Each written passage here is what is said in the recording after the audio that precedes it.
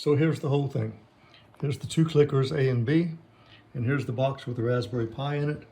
You put power and two HDMI monitors into it and plug a keyboard and a mouse into it. If you want to, you can put an Ethernet there, but it also has Wi-Fi connection, although you don't need it. Here's a look at the actual scoreboard on a large monitor fed by an HDMI. The other HDMI goes to a small monitor where the control console is. You'll see that in a moment. Okay, here's what the screen looks like in a little better detail.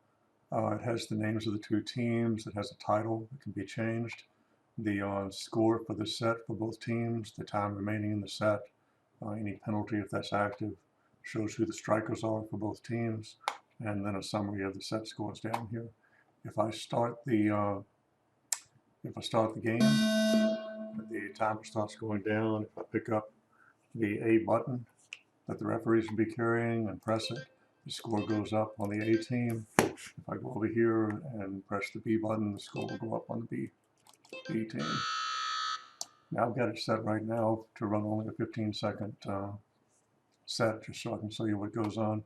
But after the set's over here, it gives you the summary of the set and under set 1, and then we can start set 2, and we'll get a couple of scores in set 2 as well, and we'll let the other team win set 2.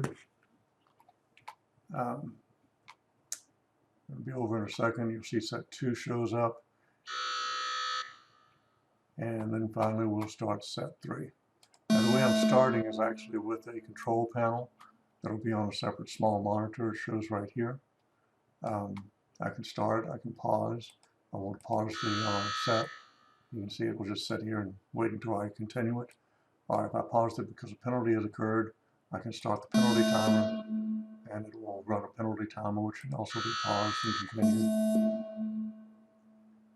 until it goes down to 0, and then the rest of the drones can get up and fly again, and the main timer starts up again. So in this case, after 3 sets, we've got drone heads winning the first set, quad props the second, and a tie on the third set. So sudden death, it's a tie, so sudden death is available. When I do that, I'll click the sudden death button here. It goes into overtime, and then whichever one scores first, let's say that I'm going to score for the A team, whichever one scores first will win that game. Okay, some of the other stuff I've got in the controller here, if there was a incorrect button pressed, you can reduce the scores for A and B with the controller here. Also over here is where you do all the modification, the setup. On the teams, Team A, you can put in their name, their logo, the team color. The logo is not implemented yet. Team A members, you can go down and select one of these and change the name, actually put the people's names in there. Bojo's doing that one, so I'll save that record, and now Bojo becomes one of the team members for A. Then you go into current sets. You take all the team members and decide which of those are actually playing this set. Save that record. The people that I selected were not included in the or the team striker was not included in the people I selected, so it tells me I need to go back and select a team striker for that. So the team striker for them now is going to be A player. Save that record. Same thing for B team. The scores, if you need to change scores for the drone heads in set 2, the striker was A player. We can select that, and it'll let you change how many scores that particular striker had in set 2. And you can save that. Let's see, set 3, drone head scores.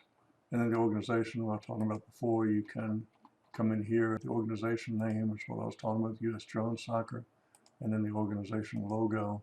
Right now it's the UT logo, but you can browse for a logo if you want to and pick out a different logo for that. A couple of other features in the control panel. Under the file menu, create a new match, open and save existing matches, write the configuration file for changes you might make to the general configuration. And then at the end of the match, you can write a score sheet, save it where you want to. It automatically puts the names of the teams and the date and the time that the match was played.